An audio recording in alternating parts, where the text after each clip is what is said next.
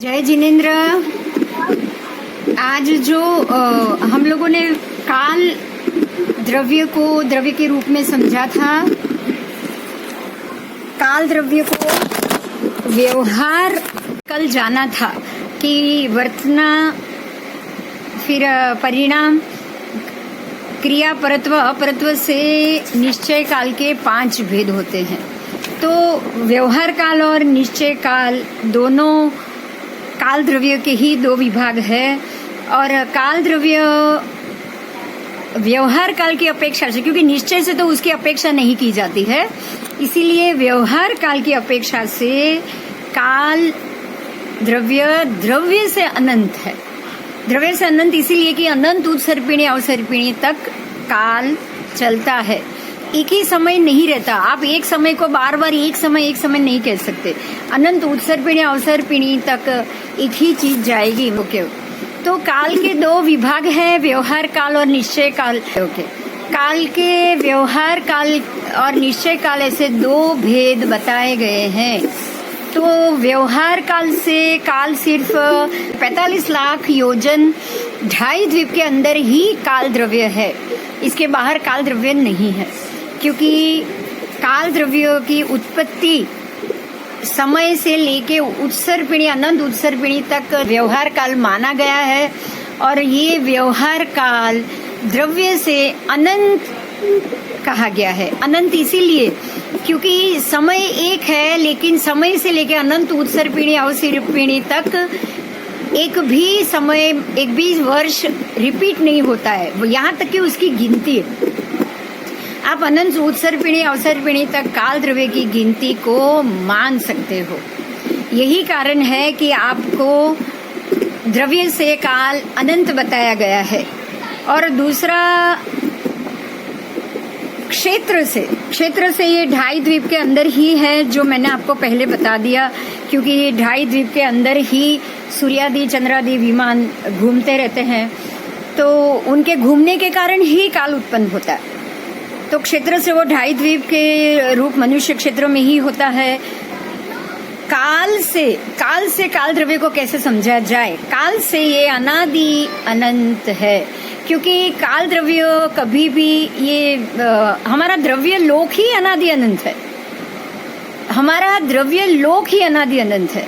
और जो 14 राजलोक है, 2.5 द्वीप मनुष्य क्षेत्र है, वो भी अनादि अनंत है। उसका भी कभी क्षय नहीं होने वाला, ना उसकी आदि है ना उसका अंत है, हमेशा है, हमेशा था, हमेशा रहेगा।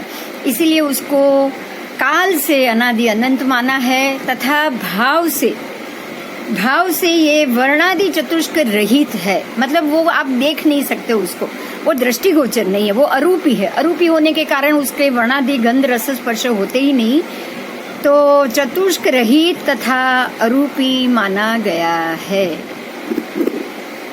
बस बोलो, और कोई क्वेश्चन है या ये समझ में आ गया पूरा?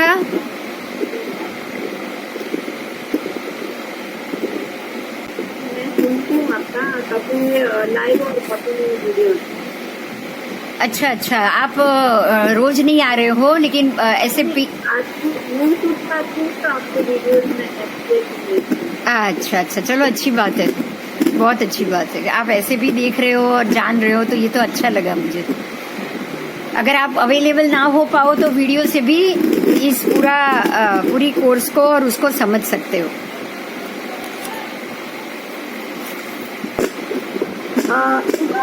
अलग क्वेश्चन है। हाँ बोलिए। अपना आयुष्य कर्म है, जो अभी ऑल ऑफ सडन कोई सुसाइड करता है या फिर एक्सीडेंट हो जाता है, हाँ, तो अभी उसका आयुष्य नियुक्ति कैसे आगे, मतलब इतना तो नहीं होगा ना, आयुष्य उसका समझो ज्यादा है, लेकिन उसने अपने जीवन के इससे पहले ही उसने सुसाइड करके कम कर दिया। हाँ, तो अभी कैसे, मतलब नेक्स्ट बर्थ में मुझे समझ नहीं आता है। हाँ ठीक है, मैं मेरे तरीके से आपको ये बात समझा रही हूँ। आयुष्य कर्म जो हमारा कर्म बंध है, आयुष्य जो 8 कर्म है उसमें से एक कर्म बंध, एक आयुष्य नाम कर्म है, आयुष्य कर्म है।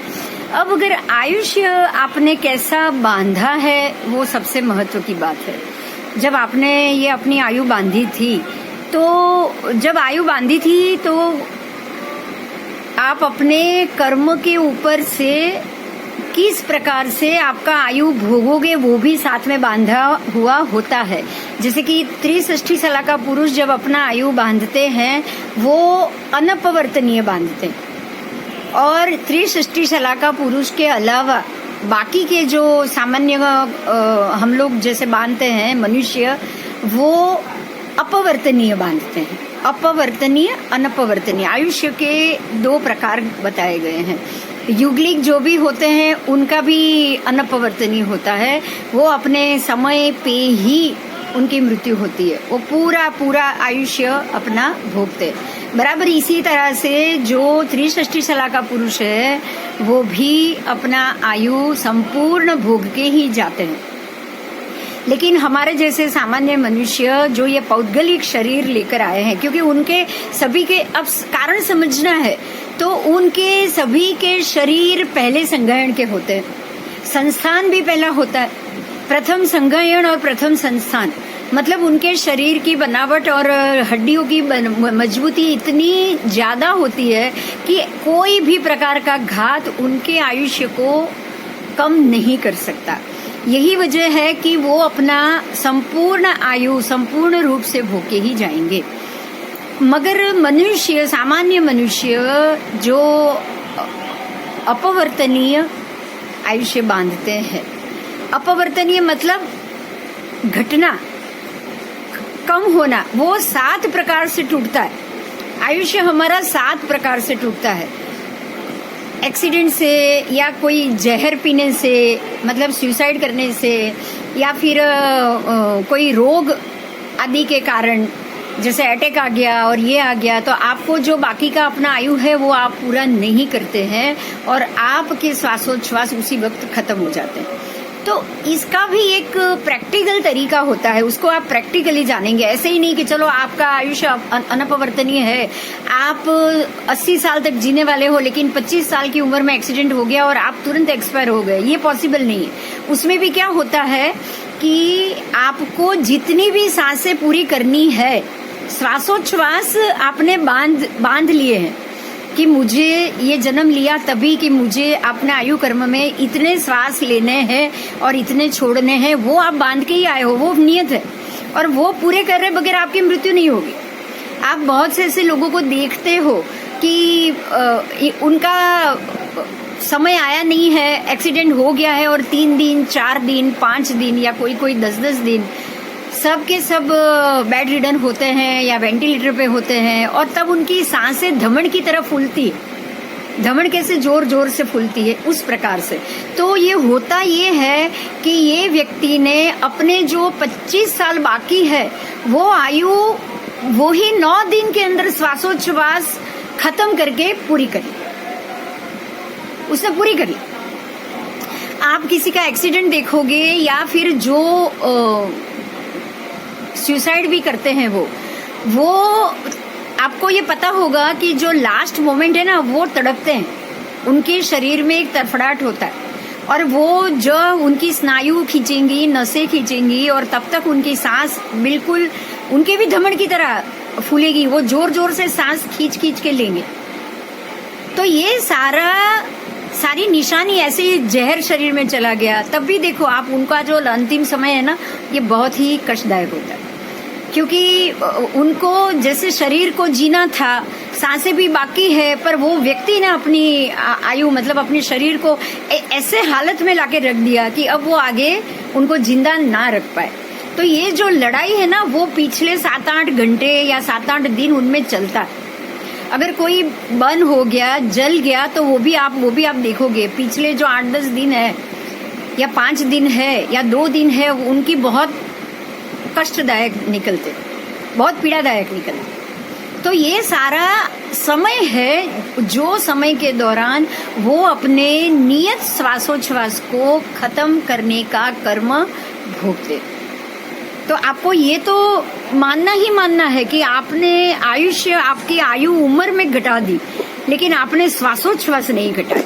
वो तो आपको जितने लिखे हैं उतने भोग के खत्म होके ही जाना पड़ेगा, ये नियत। इसलिए इसको अपवर्तनीय आयु का है। अपवर्तनीय मतलब घटना, और अनपवर्तनीय मतलब जितने श्वासोच्छ्वास है उसको सही समय, सही उम्र, सही साल के बाद बिल्कुल नॉर्मली शांति से खत्म करें। ठीक है? तो ये देवता और नारकी के आयुष्य अनपवर्तनीय होते हैं, इसका क्या है? देवता और नारकी उनको तो अपनी आयु पूरी ही करनी है, वो अनपवर्तनीय ही हुए। उनको तो अपने समय 6 महीने पहले उनके देवताओं को मालूम पड़ जाता है, नारकी को नहीं मालूम पड़ता। लेकिन देवता को तो पता भी चल जाता है कि उनकी आयु 6 महीने के बाद खत्म होगी। उनके गले में एक माला होती है फूलों की, ये फूल करमाने लगे, कर्म बिल्कुल फीके पड़ जाए तो उनको मालूम पड़ जाता है कि अब हमारी आयु के अंतिम के 6 महीने ही बाकी है। हाँ, नारकी को नहीं पता चलता, लेकिन देवता को जरूर पता चलता। પિન્ટુ ભાઈ, हाँ बोलो। તો પછી આપણે જો પ્રાણાયામમાં જે ઘણા લોકો વધારે શ્વાસ રોકી શકતા હોય છે, તો એમનો શ્વાસોશ્વાસ લંબાવી શકતા હોય છે। એક શ્વાસોશ્વાસ માટે ધારો કે 1 મિનિટ કરી શકતા હોય છે, તો એ લોકો શું એમનો શ્વાસોશ્વાસ પાછળથી બચાવી શકે છે? એટલે જે પેલી પીડા થાય છે મૃત્યુ વખતે એને ઘટાડી શકે છે એનો મતલબ? नहीं, पीड़ा नहीं घटती है। वो प्राणायाम करके अपनी सांसों को कम खर्च करते हैं। हाँ, तो मतलब अपने पीड़ा तब होती है कि अपना श्वास बाकी है और आयुष खत्म होता है, राइट? नहीं नहीं, इनका भी अगर ऐसे ही मृत्यु लिखा होगा ना, वो समय पे तो उनको जाना ही पड़ेगा। अच्छा, क्योंकि ये तो श्वास बचा रहता है। वो ऐसे सोचते हैं कि जैसे मैंने बचा ली तो मैं ज्यादा जीऊंगा। वो तो अपनी, अब हमारे हिसाब से कभी किसी का आयु चला है क्या? हाँ हाँ, नहीं मैं वो तो मैं समझ रही हूँ कि हम आयुष बढ़ा नहीं सकते। हाँ। लेकिन जो श्वास आप खुल जाती है ना किसी की, जो आप बोलते हैं कि अभी श्वास ज्यादा के पास है, लेकिन हाँ। अभी जाने का समय है, आ गए। हाँ तो फिर उस टाइम अगर श्वासोच्छ्वास बचाए होते तो हाँ। फिर उसको वो जो भगवान की तरह श्वास लेना पड़ता है, ज्यादा खत्म करना पड़ता है ना वो टाइम, मतलब इसलिए तो फिर वो अच्छा रहेगा ना वो टाइम। नहीं, मैं यही समझाती हूँ। सुनिए, एक बार यही बात फिर से सुनिए आप, कि कितना भी कर लो आप, कितनी भी कोशिश कर लो, समय पे जभी भी आपका कर्म उदित होगा, आयुष्य भंग का कर्म उदित होगा, जिनका भी आयुष्य भंग का कर्म उदित हुआ ना, कि भाई अनपवर्तनीय आयु तो आपका, अपवर्तनीय आयु तो आपका है ही, तभी तो आप सामान्य मनुष्य के रूप में जन्म लेकर आए हो। अब वो सामान्य मनुष्य अपवर्तनीय आयुष्य लेने के बाद भी अगर वो प्राणायाम कर रहा है, आधे घंटे में एक ही सांस ले रहा है, तो उसको ये मालूम ही नहीं है। मैं तो ये कहूंगी, या वो एक अहंकार में है, वो मद में है कि मैंने सांस बचाई है तो मैं 100 नहीं, मैं 200 साल जीऊंगा। लेकिन जिस दिन और जिस समय पे उसका समय आ गया ना, देखिए समय भी तो आ सकता है ना, जब समय आ जाएगा तब या तो एक्सीडेंट होगा या कोई बीमारी आ जाएगी, और अपने आप उसको अपनी जो आयु है, सांस है, वो कम समय में खत्म करके मरना पड़ेगा।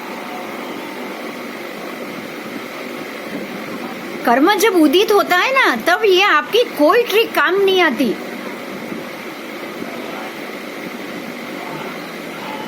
आपको ये चीज समझनी है कि जिस दिन कर्म उदित हुआ ना, आपके मृत्यु के समय का कर्म उदित हुआ ना, आपको ये एक और मैं बात बताऊं, बहुत से ऐसे लोग इतने समझदार होते हैं ना, उनको कोई चिंता होती है ना कुछ भी होता है, लेकिन फिर भी हम सोचते हैं कि ये आदमी ने सुसाइड क्यों किया। आपके पास कोई रीजन नहीं होता है, आपके पास कोई कारण नहीं होता है, क्योंकि वो समय ही है, वो अपने आप आ जाता है। कर्म उदित होना हो, उसको जाना हो, तो संजोग अपने आप, निमित्त अपने आप आ जाएगा। निमित्त को तो आप नहीं लाते हो, निमित्त कंप्लीटली कर्म के अधीन।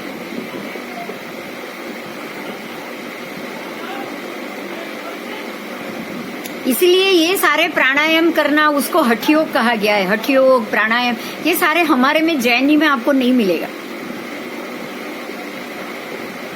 ध्यान मिलेगी, साधना मिलेगा, नवकार मंत्र से जाप और ध्यान मिलेगा, लेकिन प्राणायाम करके श्वास को रोको और श्वास कम यूज करो, ऐसी कोई सिस्टम हमारे में नहीं मिलेगी आपको।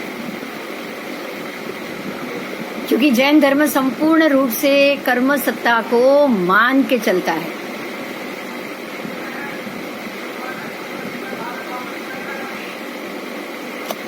ठीक है, कोई और इसमें कोई बात है तो बताओ,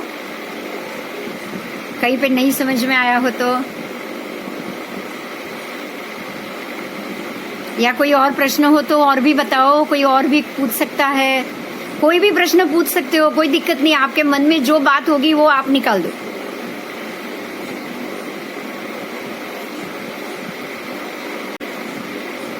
क्योंकि अभी नहीं तो बाद में आयुष्य कर्म तो आना ही आना है, आपको सीखना तो है ही, 8 कर्म के बारे में सीखना है।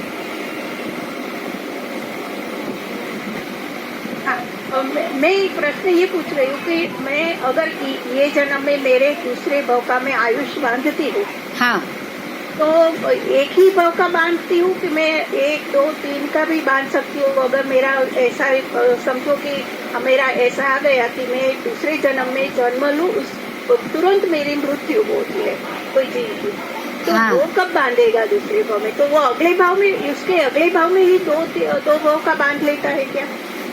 देखिए, ये आपके सत्ता में पड़ा हुआ आयु उदित में आता है। आपको ये नहीं पता है, लेकिन मैंने सत्ता में क्या बांध रखा है वो सबसे ज्यादा महत्वपूर्ण होता है।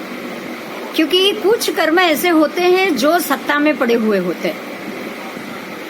सत्ता मतलब कर्म की जो 4 पद्धति है, उदय, उदीर्ण, बंध, उदय, उदीर्ण, सत्ता।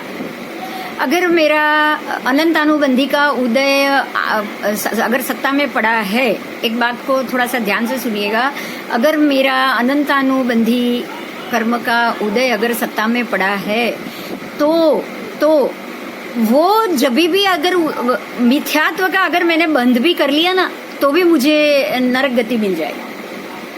क्योंकि अनंतानुबंधी मेरे सत्ता में पड़ा हुआ ही है, तो वो अनंतानु कर्म का उदय लाएगा और वो उदय के कारण मुझे नरक गति में जाना पड़ेगा। यही वजह है जो आप कह रहे हैं कि सिर्फ मनुष्य में या गर्भज तिर्यंच में, गर्भज मनुष्य और गर्भज तिर्यंच, ये 2 में ही, ये 2 जन्म में ही आप गर्भ के अंदर मृत्यु हो सकती है आपकी। आपका जो सवाल है वही है कि अगर गर्भ में बच्चे की मृत्यु हो गई है तो उसने नया कर्म बांधा कब? यही कर्म मतलब, हाँ, यही बात है ना, जाने का। हाँ, तो उसने ये कर्म बांधा कब?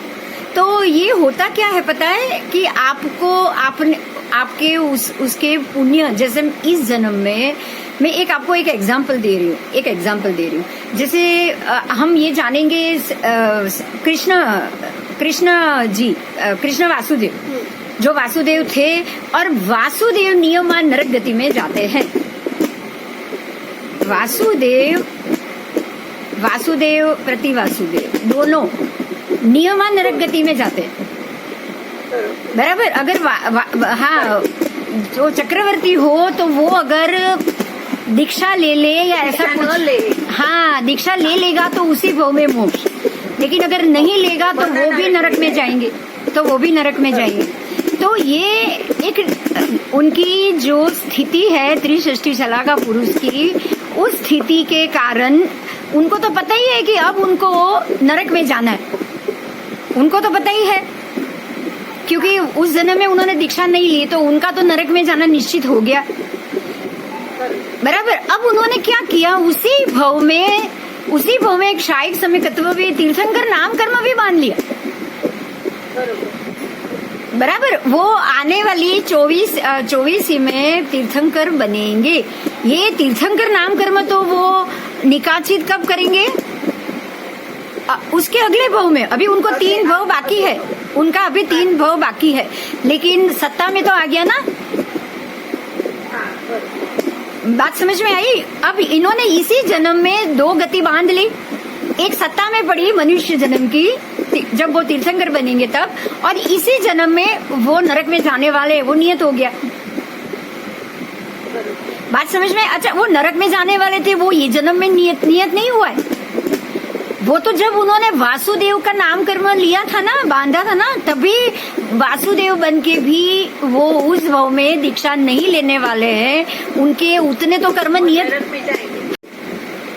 तो ये सारा आपके सत्ता में पड़ा हुआ कर्म तय करता है। आपके सत्ता में अगर 2-3 गति का भी कर्म बाकी होगा ना, 2 से 3 गति का कर्म, तिर्यंश का भी बाकी होगा, नरक का भी बाकी होगा, तो ऐसे आप मनुष्य भव में जाएंगे, गर्भज ही मृत्यु हो जाएगी, या तिर्यंश में जाएंगे, गर्भ में ही मृत्यु हो जाएगी, और उसके बाद का जो सत्ता में उदित होगा उस कर्म के अनुसार आपका जन्म हो जाएगा। लेकिन हाँ जी, लेकिन जो सब होगा ना, सब कुछ होगा वो आपके अपने कर्म पे ही होगा। उसमें ऐसा नहीं सोचना है कि माँ बाप के कर्म अशुभ थे इसकी वजह से बच्चे की ये हालत हुई। नहीं, वो तो अपने कर्म से ही चीज का होता है। बस मुझे कंफ्यूजन वही था, वो क्लियर होता है। हाँ, नहीं, वो सत्ता में पड़ा हुआ होता है, सत्ता ही सबसे बलवान है। आपने एक भव में 2-2 कर्म सत्ता में जाए ऐसा बांध लिया है, तो जो आएगा वो तो आएगा ही, वो तो उसको तो उदित होना ही होगा। उसका मैं कुछ नहीं कर सकता,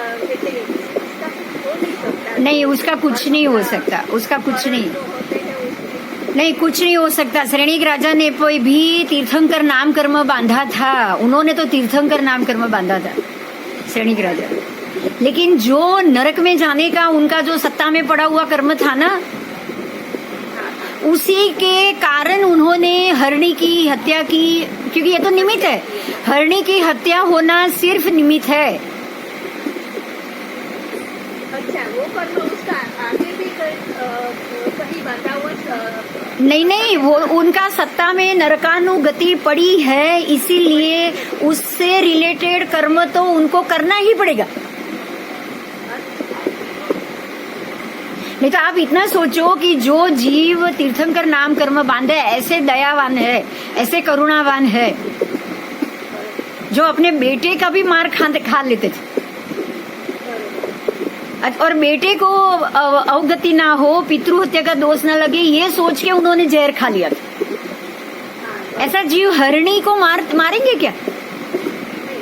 बरोबर, लेकिन वो निमित्त, हाँ, वो जो सत्ता में पड़ा है ना, वो तो निमित्त बन के आएगा ही आएगा, कर्म किसी को नहीं छोड़ता है। उन्होंने परमात्मा से बहुत विनती की कि आपका सेवक हूँ, मैं नरक में कैसे जा सकता हूँ, आप कुछ भी करो, मेरी नरक गति टालो। उन्होंने बहुत कोशिश की, पर परमात्मा ने कहा भाई तुझे जाना है, वो नियत है, जो नियत है उसको तू नहीं, मैं भी नहीं बदल सकता। बराबर? हाँ जी, ठीक है। और किसी को कोई प्रश्न है तो आप पूछ सकते हो।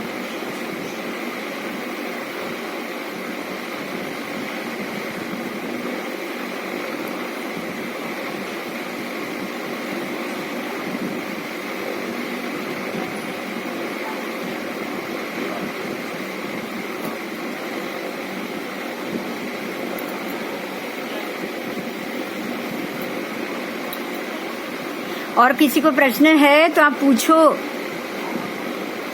कोई भी प्रश्न पूछो, कोई दिक्कत नहीं है।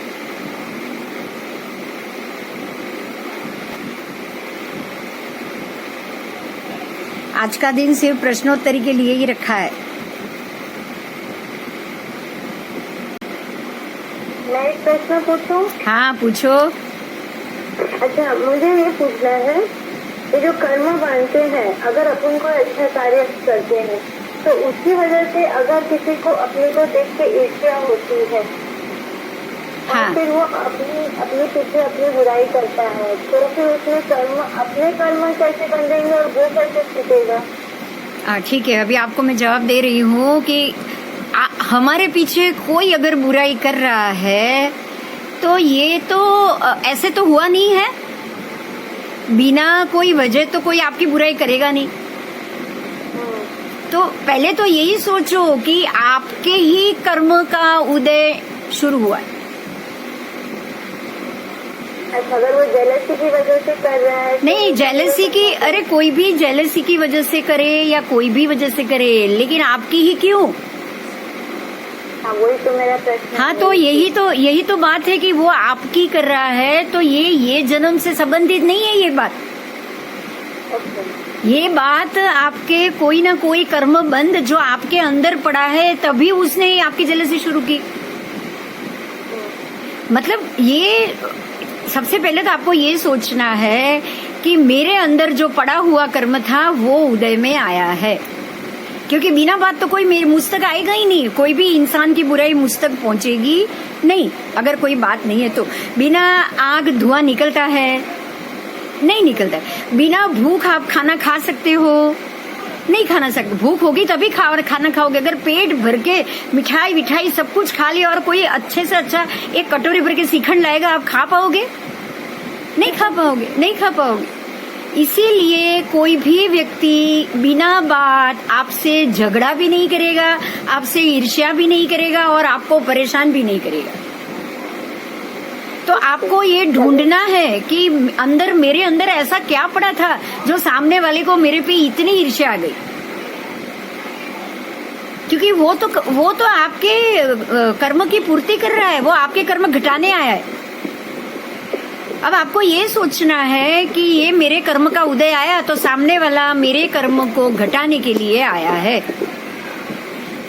अगर वो ईर्ष्या कर रहा है आपकी, तो आपके कर्म का तो उदीर्णा हो गई ना शुरू। आपके उदय और उदीर्णा शुरू हो गई। अब उदीर्णा शुरू हो गई तो अब आप क्या करोगे? वही मेरा क्वेश्चन है, जब मुझे क्या करना है? हाँ, क्या करोगे? आपको ये बंद करना है अकाउंट या नया खोलना है? बंद करने का। तो बंद, बस तो अकाउंट बंद करना है। तो अब आप क्या करोगे? चुपचाप रहने का, शांत रहो। शांत रहोगे या उसकी गलती मानोगे? दो बात है। अगर शांत रह गए और सामने वाले की गलती मान ली तो ये डबल गलत हो गया। आपने उसकी गलती, हाँ, आप क्या करोगे? आप उसकी दया खा के उसकी गलती मानोगे कि अरे पागल है, समझता नहीं है, उसको ऐसा करना ही चाहिए, उसमें बुद्धि नहीं है। आप ऐसा सोचोगे? आप ये सोचोगे कि वो मेरा क्या बिगाड़ लेगा, करने तो जो करना है, वो मेरा कुछ नहीं बिगाड़ सकता। आप ऐसा सोचोगे? नहीं। तो कैसे सोचोगे? मेरी वजह से वो इतना दुखी क्यों हो रहा है? उससे उल्टा एक दो कदम और आगे जाओ, 2 कदम और आगे जाओ। बोलो थैंक यू वेरी मच, जो मेरे कर्म बाकी थे तू हिसाब निपटाने आ गया। ओके, तो एक्सेप्ट कर लो जो है। हाँ, उसको एक्सेप्ट भी कर लो, उसको थैंक यू भी बोलो, क्योंकि वो साबुन बन के आया है आपके मैल को धोने के लिए। आपके ऊपर जो कर्म मैल लगा है वो धोने के लिए वो साबुन बन के आया है। अब क्या करोगे? आप अपने कपड़े साफ करोगे या उसका साबुन उठा के फेंक दोगे? साफ करेंगे ना, सफाई बस, करेंगे। तो आपको ये सोचना है कि थैंक यू वेरी मच भैया, जो आप मेरे जो कर्म बांधे थे उसको घटाने आए, बहुत बहुत शुक्रिया। आप ये सोचोगे तो ही अकाउंट बंद होगा, नहीं तो अकाउंट बंद नहीं होगा। अगर अकाउंट तो बंद हो जाएगा, उसका अकाउंट खुल जाएगा, उसका क्या? अब उस अकाउंट कभी भी वन साइड खुला होता है। आपने अकाउंट बंद कर लिया बैंक में से, तो अब बैंक में से कोई भी बैंक वाला चाहे चालू रखे, बैंक वाला आपका नाम फाइल में लिख कर रखेगा, लेकिन कोई भी ट्रांजैक्शन हो पाएगा नहीं। कल को जाके बैंक फर्चे में गई तो आपके ऊपर कुछ आ सकता है नहीं। तो आपने अकाउंट बंद कर दिया, बात वहीं पे खत्म हो गई। ये कर्म उदीर्णा के वक्त शांत होके उसको खत्म करने का तरीका है। और अगर कोई उपेक्षा करे तो? उपेक्षा करें तो आप वैराग्य भाव ला दो, बहुत अच्छा हुआ।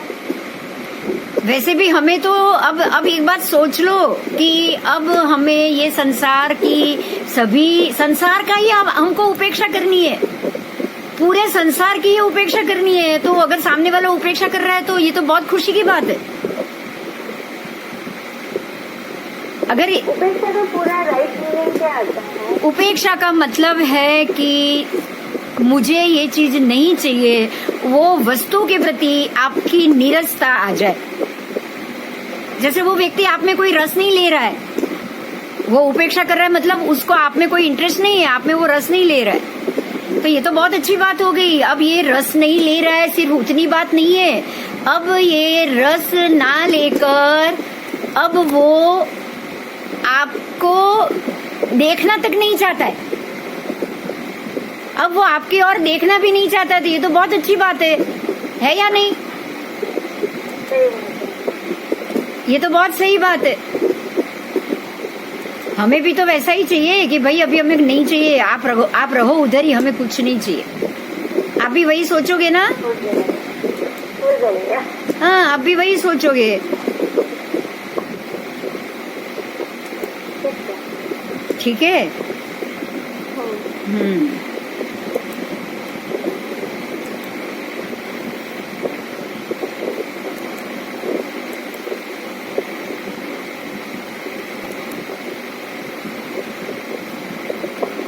बोलिए, कोई और क्वेश्चन है तो बताइए।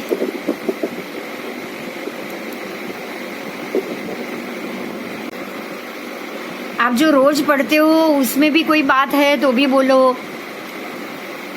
षड्द्रव्य समझ में आ गया सबको?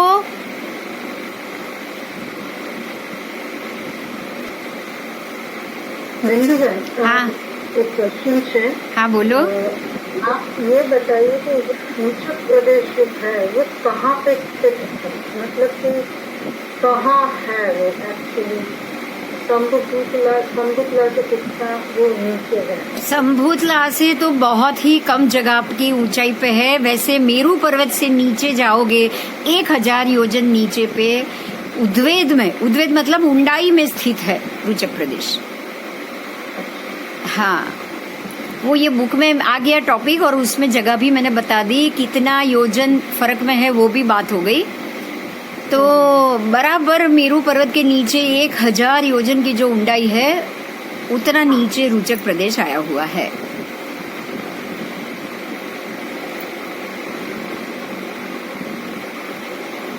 બિંદુબેન, हाँ बोलो। આ જે આપણા શરીરમાં રૂચક પ્રદેશો જે છે, हाँ, તો એ કેવી રીતના છે? એટલે ત્યાં જે પેલા 4 રૂચક પ્રદેશો તમે કહ્યું હતું કે ગાયના અંતરથી જે 4 નીચે એ બતાવ્યા હતા તમે, એકબીજાને અંગત કરીને, તો એવી જ રીતના આપણા શરીરમાં રૂચક પ્રદેશો કઈ છે ને ક્યાં?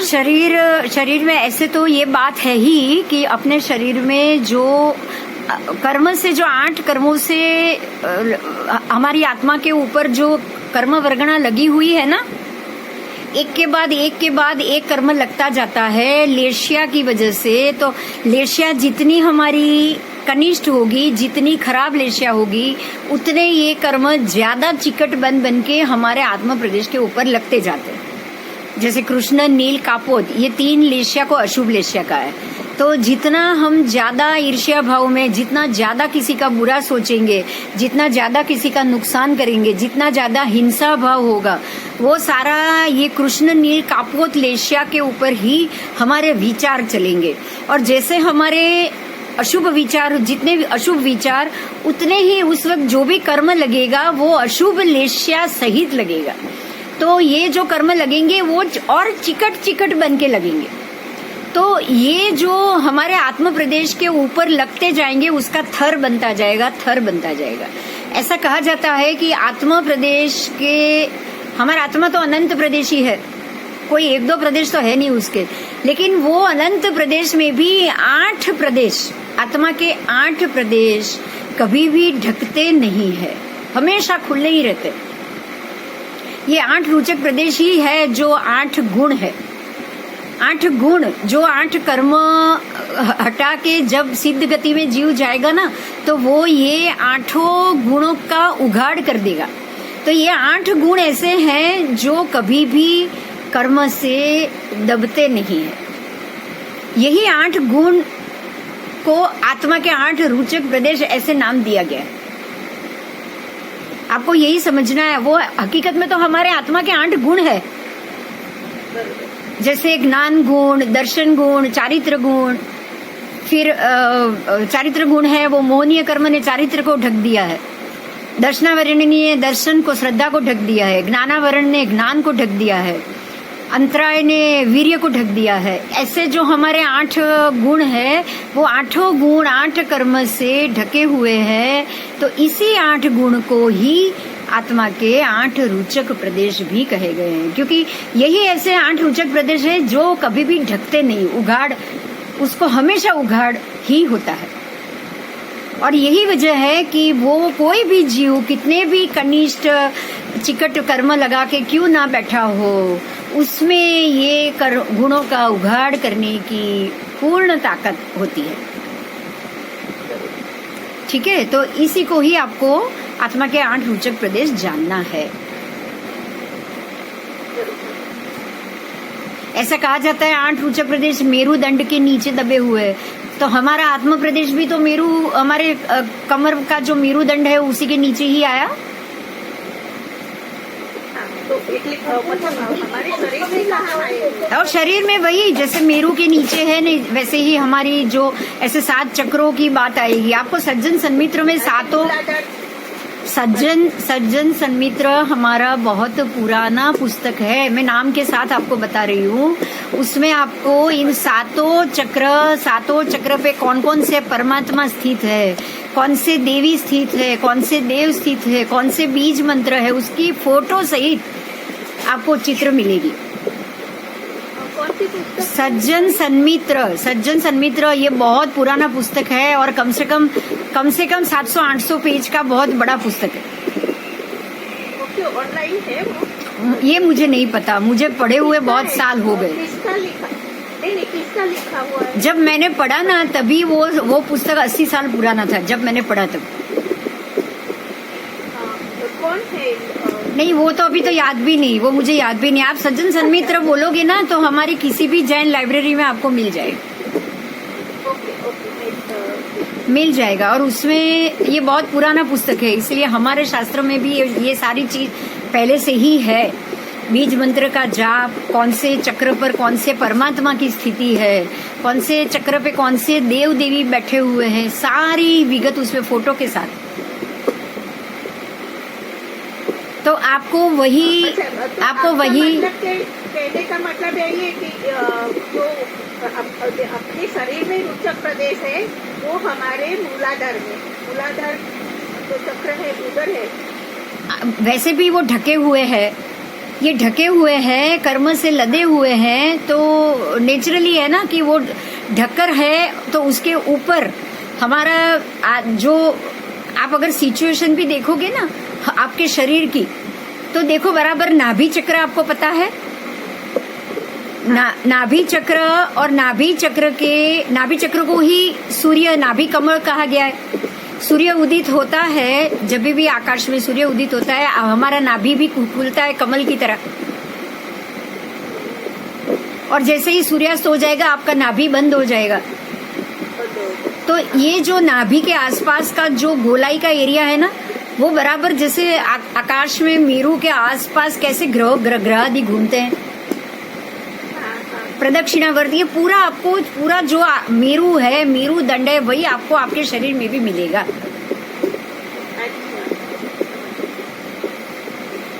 मनुष्य का शरीर ही ऐसा है, इसीलिए तो 14 राजलोक भी पुरुषाकार है, मनुष्याकार। सब चीज आपको मिलेगी। और वहाँ भी देखो नाभि में ही है।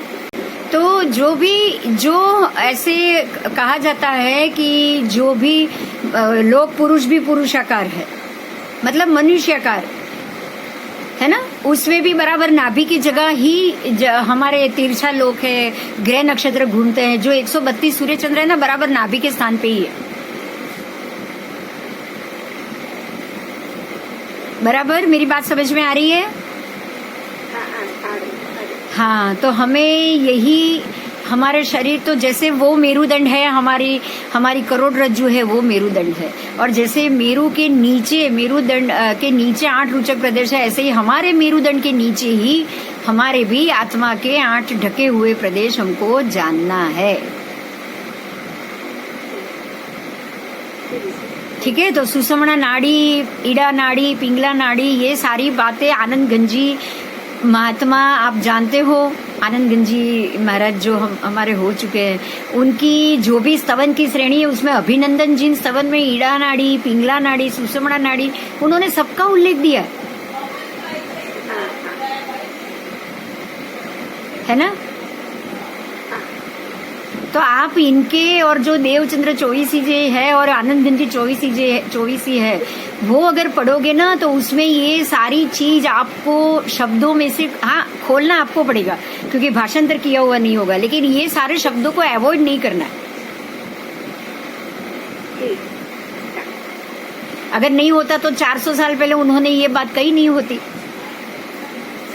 ना, वो तो है। हाँ, और सज्जन सन्मित्र में तो है, वो तो आज का है ही नहीं, बहुत पुराना पुस्तक है। बराबर। हाँ, सज्जन सन्मित्र पुस्तक में શું લખેલું છે?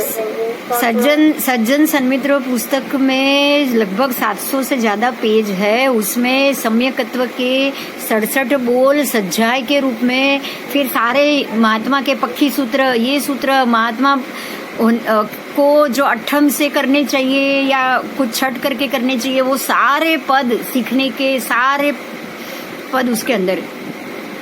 और उसी में अपने जैनिज्म के जो भी स्तुति स्तवना, जो भी पक्षी सूत्र, ये सारा है, वो सारा उल्लेख उसके अंदर।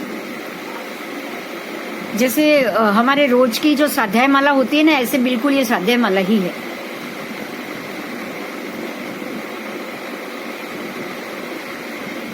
तो वो हमें रीड कर सकते हैं, जैसे उसमें सब महात्माओं का लिखा नहीं, आपको वो जो उसमें लिखा ही है कि ये सूत्र महात्मा को ही पढ़ना है, ये सूत्र अट्ठम करके महात्मा भी अट्ठम करके पढ़े, महात्मा भी छठ करके पढ़े, उसको हमको नहीं पढ़ना। जो स्पेशली उसके लिए है उसको हमको नहीं पढ़ना चाहिए। बाकी सारी चीजें हमारे लिए, उसको तो हम पढ़ ही सकते हैं।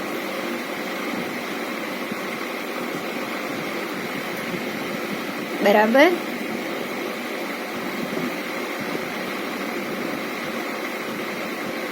बोलिए, और कोई हो तो बात बोलिए। बहुत अच्छी बात हो रही है आज, है ना। नहीं तो आयुष्य कर्म आया भी नहीं है और गर्भ में बच्चे की मृत्यु हो जाए, ये बहुत इंटेलिजेंट क्वेश्चन था। ऐसा तो किसी ने सोचा ही नहीं कि गर्भस्थ शिशु ने ऐसा कौन सा अगले जन्म का आयुष्य बांध लिया। ये प्रश्न होता है, ऐसे कौन से कर्म का वो फल भोग रहा है।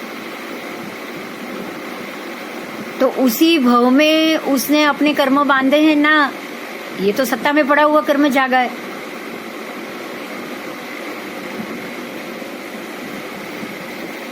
तो ये सारे चीजों का जानना बहुत जरूरी है।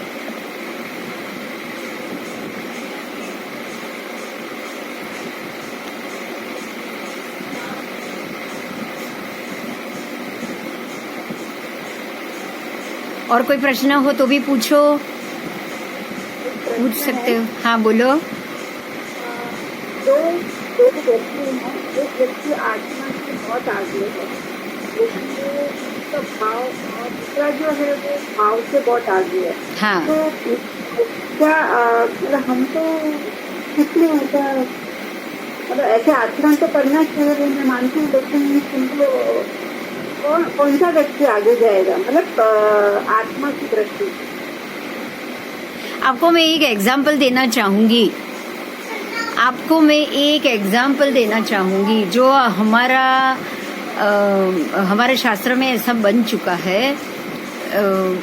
एक महात्मा थे और उनको भी ये शंका हुई कि भाई मेरा अभी ये कौन सा भव चल रहा है, मुझे ये सोचना चाहिए। तो उनको ये शंका हुई कि मुझे कितनी जल्दी मोक्ष मिलेगा, मैं जाकर किसी महात्मा से जाकर पूछूं। तो वो एक महात्मा के पास गए और उन्होंने उनको ये पूछ लिया कि भाई मेरी आयुष्य कब खत्म होगी और मेरे आज के बाद कितने भव बाकी, मेरे आने वाले समय के कितने भव बाकी है। तो महात्मा ने वो कुछ ध्यान में उतर गए, उन्होंने सोचने के लिए वो ध्यान में उतर गए और फिर बैठे रहे। फिर ये महात्मा भी थोड़े से कुछ समय तक खड़े रहे, फिर वो चले गए वहां से, क्योंकि उनको लगा कि अभी ये महात्मा जवाब नहीं देंगे। तो वो कहीं थोड़े दूर जाके वो एक पेड़ के नीचे जाकर बैठ गए और उन्होंने वो भी अपनी जो क्रिया थी, जो ध्यान करना था, वो भी अपने ध्यान में बैठ गए। ध्यान में बैठने के बाद जब कुछ समय हुआ, जब उनकी आंखें खुली तो देखा कि वो महात्मा उनको ढूंढते ढूंढते वहां तक उन तक पहुंच गए थे और उनके बाजू में आकर बैठ गए थे। तो उन्होंने आंखें खोली और उन्होंने महात्मा जी को पूछा कि भाई आपने मुझे जवाब नहीं दिया था, आप ध्यान में थे, मैं इसलिए उठ के यहाँ आ गया। अब आप ये कहो कि आपने क्या मेरे सवाल का जवाब आपने ध्यान में सोचा, आपने देखा? तो उन्होंने ये बोला कि अब तेरे सवाल का तो जवाब एक ही है मेरे पास, ज्यादा जवाब नहीं है। तू चाहता है कि तू ऐसा सोच रहा है कि तू अभी वैराग्य में आ चुका है, या तेरे वैराग्य के भाव जाग गए, तो अब मेरे ज्यादा भाव नहीं होंगे, ये भाव में भी मैं मोक्ष चला जाऊं। आप तेरी चाहे कोई भी इच्छा हो, लेकिन तू जो पेड़ के नीचे बैठा है उसके पत्ते, जितने पत्ते हैं उतने भाव तो तुझे करने ही पड़ेंगे। तब वो व्यक्ति सोच में पड़ गया कि मेरी सारी क्रियाएं धार्मिक की तरफ है, मैं सारी क्रियाओं से मैं सोचता हूँ कि मुझे संसार में नहीं रहना है, मुझे ये नहीं करना है, मुझे ये नहीं करना है, तो ऐसा कैसे हो गया? उन्होंने महात्मा जी को ये सवाल किया। तब महात्मा जी ने एक ही बात बताई कि तेरे मन में वैराग्य के भाव आ जाए, तेरे मन में वैराग्य के भाव आ जाए, लेकिन आज आने से पहले तूने अपने कर्मों के, आत्मा के ऊपर इतने ज्यादा कर्मों का ढेर लगा दिया है, तो उसमें से निकाचित कर्म ही इतने ज्यादा तूने किए हैं कि जब तक उसका छुटकारा नहीं होगा, जब तक उतने लोगों से तेरा लेन देन खत्म नहीं होगा, तब तक तो तेरा मोक्ष पॉसिबल ही नहीं। क्योंकि आपके ये सवाल का यहाँ एक ही जवाब मिलेगा आपको कि पुद्गल से भोगने वाले निकाचित कर्म, हम क्या कर लेते हैं पता है? निकाचित कर्म को ज्यादा बांध लेते हैं।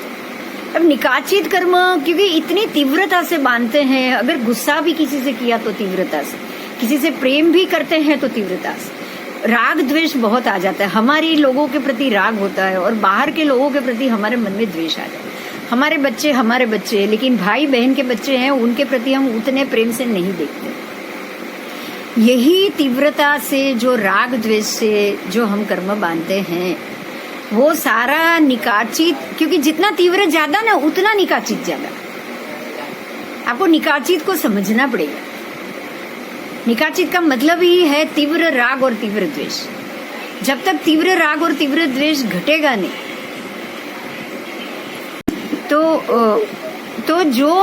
जो तीव्र राग और तीव्र द्वेष की कक्षा में हमने जो कर्म बांध लिए हैं, ये तीव्रता ही निकाचित। हमें ये नहीं समझ में आता है, लेकिन ये जो तीव्रता है ना, वो निकाचित। तो जितने छोटे छोटे कर्म हमने तीव्रता से बांध लिए, तीव्रता से सर्वेंट पे गुस्सा कर लिया, तीव्रता से किसी का बुरा सोच लिया या बुरा कर लिया, उन सबको जब तक ये भोगना नहीं है तब तक हमारी मुक्ति नहीं। तो आपको इसमें ये तीव्रता के लिए मैं एक एग्जाम्पल देना चाहूंगी। गौशालक, आपको ये पता है, गौशाला ने प्रभु महावीर के ऊपर जो पीड़ा दी, जो यातना दी, जो उसने तेजोलेशिया छोड़ी, वो तीव्र द्वेष की वजह से छोड़ी। परमात्मा के प्रति उसको तीव्र राग भी था। वो कितने सालों तक उनके पीछे पीछे घुमाए, उनका चेला बन के घुमाए। अब उनके चेला बन के घूमने के बाद आप किसी से चेला बनकर किसी के साथ रहे इतने सालों तक, और उनसे ही उसने तेजोलेशा सीखी है, लेकिन जो तीव्र राग होता है ना, वही तीव्र द्वेष में तुरंत बदल जाता है। आपने किसी के प्रति तीव्र राग किया और उन्होंने अगर आपकी बात नहीं मानी, या आपको प्राधान्य नहीं दिया तो आपको उनके प्रति तुरंत बहुत ज्यादा गुस्सा आ जाए। तो गौशालक को परमात्मा के प्रति बहुत ज्यादा गुस्सा भी आ गया। तो ये गुस्से के लिए उसने तेजोलेशा छोड़ी। वो तेजोलेशा 2 महात्माओं को जाके लगी। सर्वानुभूति और सुनक्षत्र 2 साधु बीच में आ गए और उनके शरीर में ये तेजोलेशा चली गई। अब जब तक वो दोनों देवलोक में गए, वो तो देवलोक में गए, उनका मोक्ष नहीं हुआ था।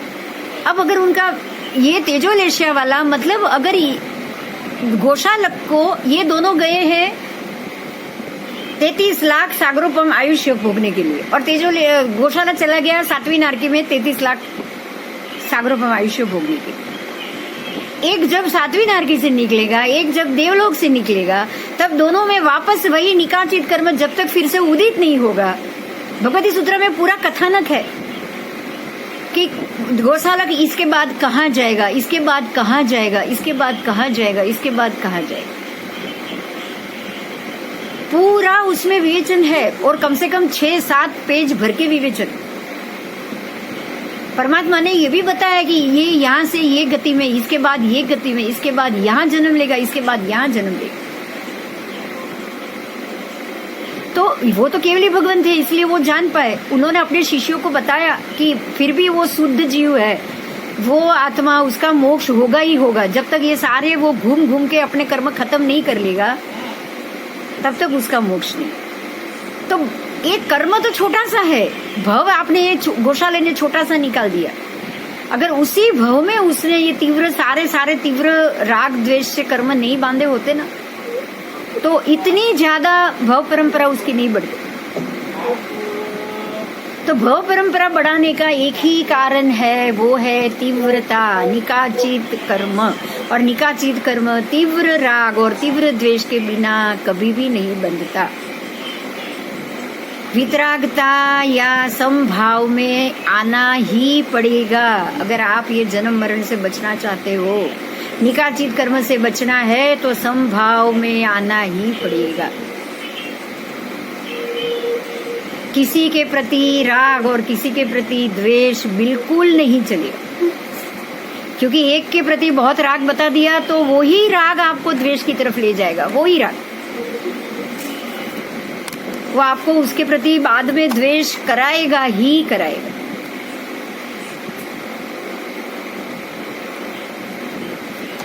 बराबर समझ में आया या कुछ प्रश्न है तो बोलो। આ તીર્થંકર નામકર્મ બાંધવું અને નિકાચિત કરવું એ કેવી રીતે હોય? निकाचित करना वही मतलब है बांधना, उदित में बाद में आएगा। तीर्थंकर कर्म निकाचित करना मतलब आपने तीर्थंकर कर्म बांध दिया। आपने बांध दिया तो अभी वो सत्ता में चला जाए।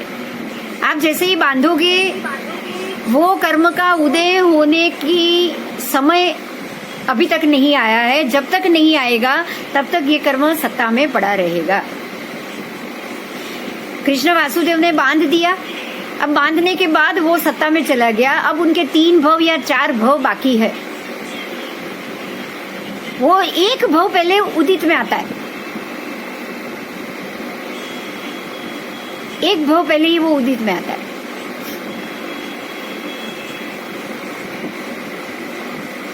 तो निकाचित कर्म है ये भी। आपको निकाचित शब्द क्यों आया अब ये सोचो। तीर्थंकर नाम कर्म भी निकाचित है। निकाचित का मतलब अब ये भोगे बगैर छुटका ही नहीं, इसको आपको भोगना ही पड़ेगा। वो भी तीव्र करुणा भाव की वजह से आता है। देखो वो भी तीव्रता की वजह से ही तीर्थंकर नाम निकाचित होता है। उसमें व्यक्ति तीव्र रूप से करुणा भाव तीव्रता से लाएगा। संपूर्ण जगत के सभी जीवों के प्रति करुणा भाव आएगा और वो भी तीव्रता से। और उसमें वो एक बात सोच लेता है, ऐसी उसमें तीव्रता आ जाती है कि वो ये सोच लेता है कि मैं, आपको ये शब्द मालूम हो तो स्नात्र की मैं गाथा बोलूंगी। सराग से थी संयम आचरी, वचमा एक देव अनुभव करी। तो वो जब तीर्थंकर नाम निकाचित करते हैं तो ये निकाचित करने की जो प्रक्रिया है वो राग सहित है, क्योंकि बिना राग तो आप नाम निकाचित करोगे ही नहीं, निकाचित कर्म बांधोगे ही नहीं। समझ में आ रहा है ना? यही शब्द में आपका जवाब है। स राग थी संयम आचरी, उन्होंने संयम तो किया। भगवान ने 25वें भव में 11 कितने मास खमन किए हैं? 11 लाख से ज्यादा मास खमन के पारने पे मास खमन किए, और उन्होंने तीर्थंकर नाम कर्म निकाचित किया। और नाम कर्म निकाचित तो सभी जीवों के प्रति करुणा आने से ही होता है। जगत के सभी जीवों पे करुणा भाव आने से ही तीर्थंकर नाम कर्म निकाचित होता है। तो जगत के सभी जीवों को साता मिले, मोक्ष मिले, फिर वो अभव्य हो या भव्य हो, सभी जीव छूटे। सभी जीव करो शासन रसी, जो संभव ही नहीं है। ये शब्द में ही जवाब है, सभी जीव करो शासन रसी।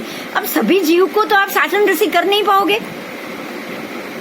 क्योंकि सभी जीव तो मोक्ष में जाने वाले हैं नहीं।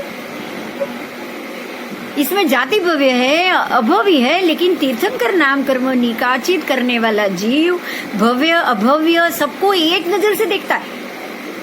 वो ये सोचता है कि भी भव्य जीव को तो मोक्ष होना है, अभव्य जीव भी सातापा में, वो भी शासन को प्रेम करने वाला बने। इसीलिए वो ये बोलते हैं कि सभी जीव करूं शासन रसी। तो ये राग से ही होता है,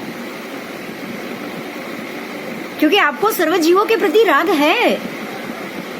आप सभी जीवों के प्रति राग से देख रहे हो, आप सभी जीवों की मुक्ति चाहते हो। नहीं तो जो बैरागी हो गया है उसको किसी भी जीव से क्या लेना देना? क्या बैरागी को किसी भी जीव से लेना देना होता है? वैराग्य में तो आपको सभी जीवों से मुक्ति लेनी होती।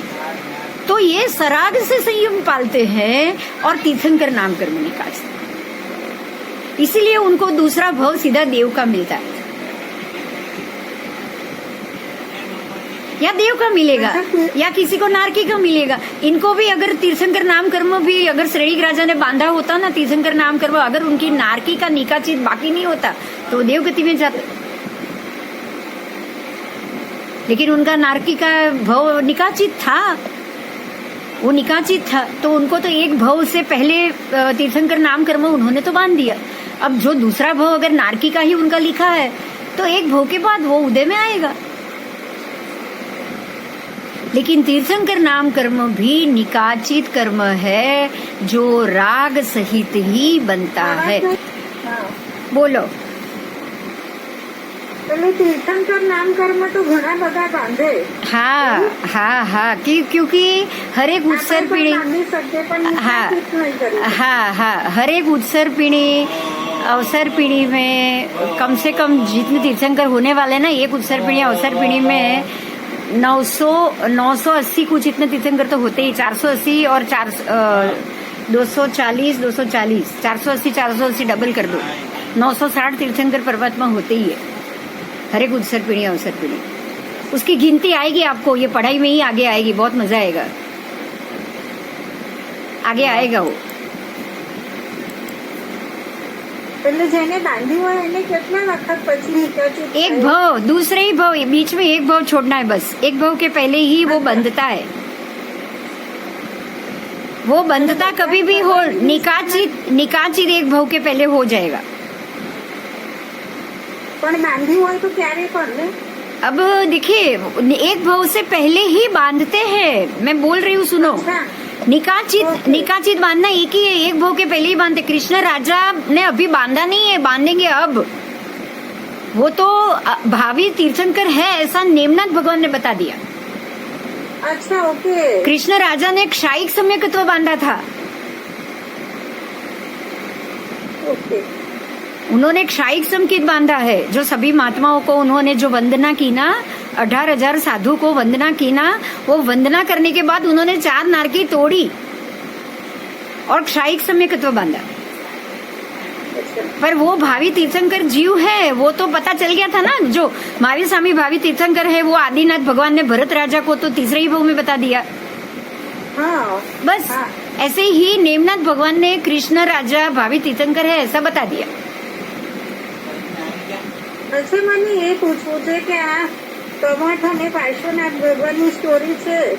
તો કમઠે હું पार्श्वनाथ भगवान ने कोई भाव में आटલું બધું ખરાબ हाँ, वो आठ भव से वैर परंपरा चल रहा है. सम्रादित्य चारित्र आपको ये जानना चाहिए, पढ़ना चाहिए. ये 9, हाँ, ये 8 भव की परंपरा है. सभी भवों के अंदर वो कमठ के जीव ने पार्श्वनाथ जी के जीव को मारा ही है. आगे के सभी के भव में पार्श्वनाथ भगवाने कोई भवों एनी सामे आવું કર્યું જ હશે. वो भाई बन के या पत्नी बन के हर एक भव में ऐसे संबंध में आए और कमठ के जीव ने पार्श्वनाथ भगवान के जीव जो भव में जो रूप में आए उसकी हत्या करता गया. तो एक परमात्मा का जीव, सुनिए, परमात्मा का जीव धीरे धीरे वैराग्य की तरफ बढ़ता गया और ये कमठ का जीव धीरे धीरे वैर भाव की तरफ बढ़ता गया. ये परंपरा एक भव की नहीं है, 7-8 भव की. પણ એ 7-8 ભવની છે. તેમાં પાર્શ્વનાથ ભગવાનને દરેક વખતે હેરાન કરવાનું આવ્યું. हाँ, वही तो એના પહેલા પાર્શ્વનાથ આગળના ભવમાં એમને 9 ભવ પહેલા એમને પણ કમઠને હેરાન કર્યો હશે. એવું શું? 9 भव तो उनके सम्यक दर्शन के बाद की गिनती है. उससे पहले भी तो दोनों मिले ही होंगे. हाँ, એટલે એવું જ થયું છે ને. हाँ, वो ભગવાનના જીવે પણ કમઠને આટલો હેરાન हाँ કર્યો किया ही होगा. तभी तो दोनों साथ में ही आए हर बार. आप बिना बात किसी के सामने आओगे नहीं. आपको अगर कोई परेशान कर रहा है तो सबसे पहले ये जानो कि अंदर पड़ा है जो मैंने बीज, ये बीज मेरे अंदर ही पड़ा है. मैंने उनको पहले परेशान किया, वो बीज रोप गया, तभी ये भव में ऐसा हुआ. बिना बात कोई आप तक आएगा नहीं, आप पे उंगली उठाएगा नहीं. તો આપણે સામેવાળું વ્યક્તિ આપણી સાથે કંઈક થાય અને આપણે ખસી જઈએ તો પછી આપણા કર્મ ભોગવવાના રહી જાય. એની સાથે आपको हटना नहीं है, ऊपर से उसका धन्यवाद करना है. मैं हटने के लिए कहाँ कह रही हूँ. हटना तो है ही नहीं है, ऊपर से थैंक यू वेरी मच. उसको अपने शांति से उसका कर्म भोगने देना है. પણ એમાં આપણે બીજા બધા કસાય ખાય એનું શું? अपन नहीं करना है ना. आपको कसाई कैसे होगा? પણ સામેવાળાને થાય તો आपको नहीं हो रहा है ना. अच्छा, આપણે નહીં કરવાનું. हाँ, एक तरफ अकाउंट बंद करो बस. अच्छा, एक तरफ से अकाउंट देखो. महावीर स्वामी को संगम देव ने आके परेशान किया. भगवान चुप ही रहे ना. 1000 हाथी का बल था उनके अंदर. वो क्या कर सकते थे संगम को. अच्छा, जो इंद्र राजा ने सिद्धार्थ देव को भगवान की सेवा के लिए रखा था वो भी चुप रहा कि नहीं. बरोबर है. ऐसे ही पार्श्वनाथ भगवान को जब कमठ ने मेघमाली बन के मेघमाली वो भवनपति देव बन के आके भगवान की रक्षा की या मेघमाली को मारा. क्या किया मेघमाली को मारा. नहीं, उन्होंने भगवान को शांति से कर्म सहन करने दिया. उन्होंने भगवान को सपोर्ट किया. उन्होंने मेघमाली को मारा नहीं है. मतलब कर्म को खत्म होने दिया. कर्म को खत्म होने दिया. प्रभु ना नासिका पर जल आ गया. नासिका तक तो पद्मावती माता ने उनको ऊपर उठा लिया, लेकिन मेघमाली को नहीं रोका है. मतलब जो आसपास की व्यक्ति है ना, वो भी कर्म खत्म कराने के में जुड़ जाती है.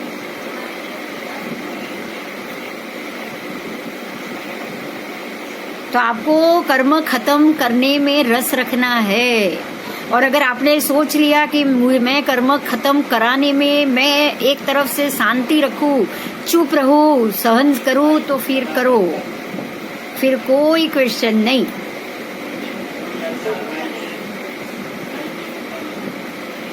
बराबर.